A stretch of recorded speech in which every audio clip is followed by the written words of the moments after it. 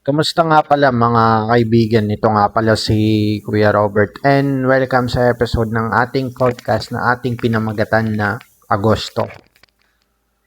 Marami ang dumaan and nangyari lately sa ating buhay pero sa biyaya ng Panginoong Hesus ay napagdaanan natin ito at patuloy pa rin tayong lumalaban sa mga bawat pagsubok ng ating buhay. Akala ko this mga past months di na makakasurvive sa mga pinagdaanan kong problema na ako lamang nakakalamin mga isipin. Pero grateful pa rin ako kasi ito pa rin ako.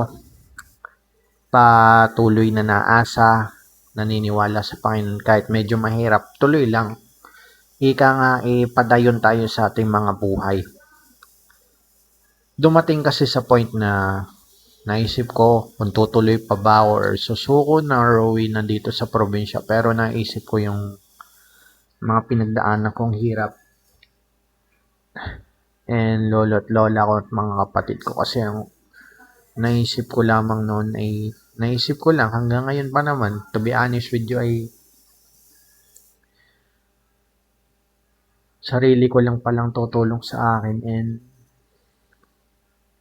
medyo mahirap i-explain noon.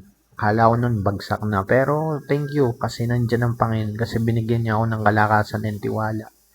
And grateful ako kasi sa company kong ito. Nasaan man ako ngayon kasi binibigyan nila ang patuloy na chances na mag-excel, patunayan ng sarili ko, gawin ang mga dapat gawin. And grateful ako kasi nandyan si Lord at hindi siya sumuko sa akin kahit kailanman.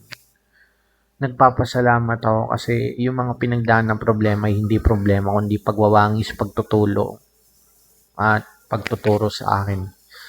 Yun lamang po and thank you. Hope to see you once again and makita ulit kayo sa aking podcast and babalitaan ko na lang kayo pag sinipag na ulit tayo magkaroon ng ating sariling podcast mga kaibigan. Kuya Robert out.